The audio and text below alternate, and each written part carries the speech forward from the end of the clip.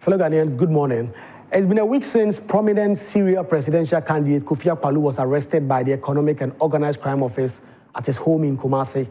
That is in connection with serious allegations of fraud, money laundering, dissipation of public funds, and causing financial loss to the state. Yet today, he continued to remain in custody, not because a court has ordered it, but because he cannot meet the onerous bail conditions that have been set by Yoko. The bail bond has been a towering 10 million cedis with 2 sureties, and with continuous pressure, even if the amount is reduced a little bit, he still cannot meet it, and Kofi Akpaloo remains behind bars. This is not justice. It's a loophole. It's a dangerous precedent. The law, as every first-year law student and every Ghanaian in principle should know, is clear. Once arrested, you may only be detained for 48 hours before being brought before a court, whether or not charges have been filed. It is within the purview of the court to grant bail or custody based on merits and other concerns.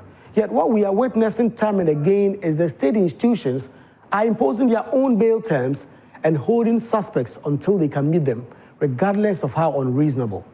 This is not a law. This is detention by proxy. The weaponization of bail affects not just Kofi Akpaloo, but a growing roster of political and public figures.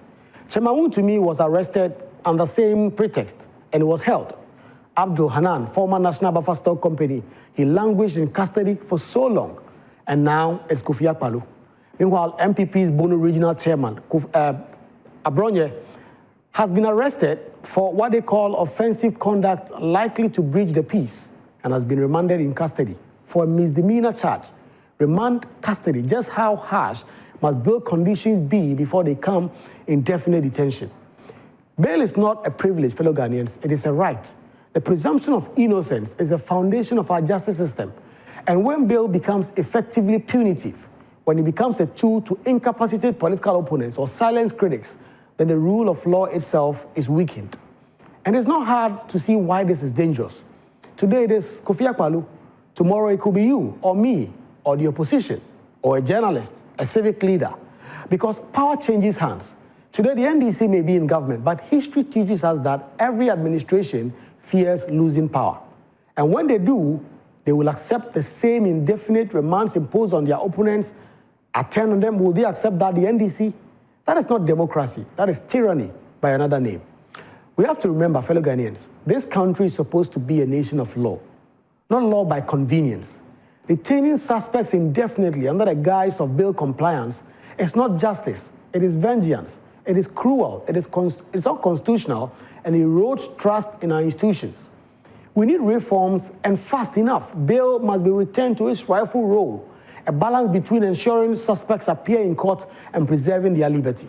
Courts themselves must assert that, not defer to security agencies. Judges must see through the rules of impossible bail amounts and insist on fairness. The police and Yoko must stop making bail a cruelty tool. Suspects should not automatically be detained just because they cannot raise millions while their families watch on. This is not justice. This is humiliation. And where does the president stand on all of this? President Mahama, I submit, must speak up, because if detention on bail becomes the default, democracy dies. The president, as head of the executive and guarantor of the Constitution, has a responsibility to ensure security agencies uphold the law, not abuse it. A single dignified statement from the desk of the president reminding officials that bail is not a detention strategy could change the narrative. Silence, on the other hand, is complicity. In the same week, we've seen 2 troubling displays of executive overreach: Akpaloo's indefinite detention and Abronye DC's remand for misdemeanor. These are not ordinary times, and mere outrage is not enough. We need structural, fixed, not just public commentary. Yes, crimes must be investigated. If Akpaloo or anyone is guilty of money laundering or fraud, let him be tried, but let him be tried fairly. Let him enjoy bail that is reasonable, accessible, and lawful. The same for Abronye.